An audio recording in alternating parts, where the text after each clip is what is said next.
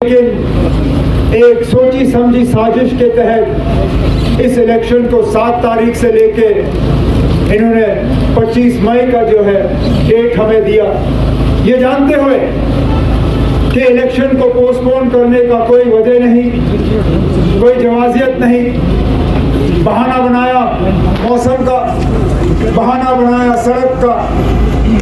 ना सड़क का इस इलेक्शन पर असर पड़ा, ना मौसम का इस इलेक्शन पर असर पड़ेगा। इन्होंने सीधा सीधा फैसला किया, बीजेपी और बीजेपी के साथ जो तंजीमें मिली हुई हैं उनको फायदा पहुंचाने के लिए।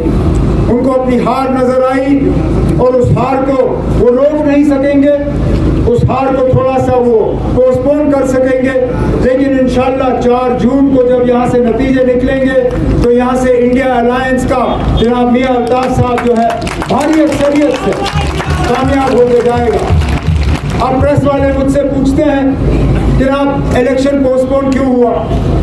सीधी सी बात है ना, अगर मौसम वजह होता इलेक्शन पोस्टपोन करने का, आज तो धूप निकली है।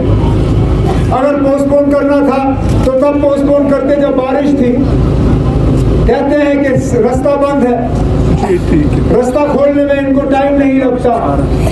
इनका यही डर है कि यहाँ पे वोट जो है मियां अल्ताफ साहब को पड़ेंगे और इनकी कोशिश है कि किसी न किसी तरह जो है वोट कम हो। इनको ये भी मालूम है कि हमारे गुजर बकरवाल भाई जो हैं वो इस वक्त में अपना माल मवेशी लेके पहाड़ के ऊपर इलाकों में चले जाते हैं। उनकी ये कोशिश है कि किसी तरह अगर इलेक्शन पोस्टपोन हो जाए और हमारे गुजर बकरवाल भाई जो हैं वो ऊपर की तरफ निकलना शुरू हो जाए तो जाहिर सी बात है कि ये वोट डाल नहीं सकेंगे। और सिर्फ ये साजिश रचाने के लिए और सिर्फ बीजेपी और बीजेपी के साथियों को यहाँ पे मदद पहुँचाने के लिए उन्होंने चंद दिन जो है इस इलेक्शन को पोस्टपोन किया। कब तक नफरत के बुनियाद पे वोट हासिल करने की कोशिश करोगे? कब तक मजहब का इस्तेमाल करोगे?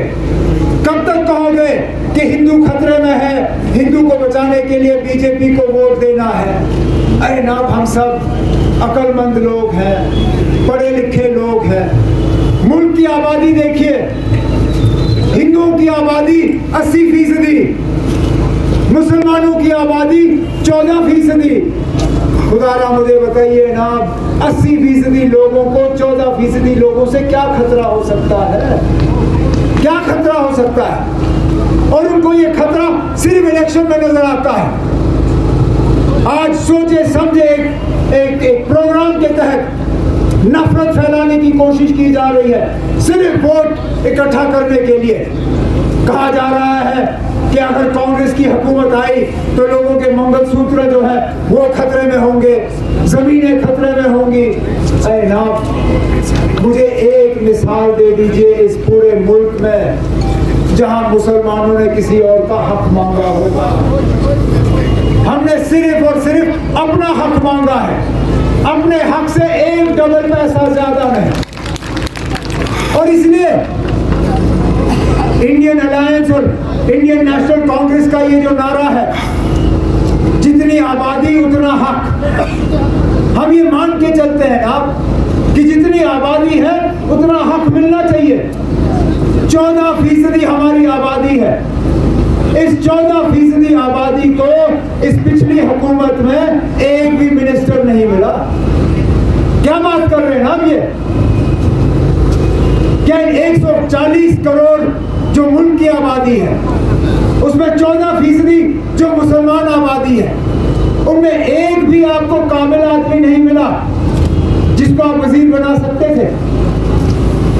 एक भी एमपी नहीं, ना लोकसभा का ना राज्यसभा का।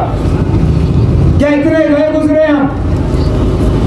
इसलिए इंडियन नेशनल कांग्रेस हम 28 पार्टियां एक साथ आए, क्योंकि हमने कहा अब बदलाव का वक्त आ गया है।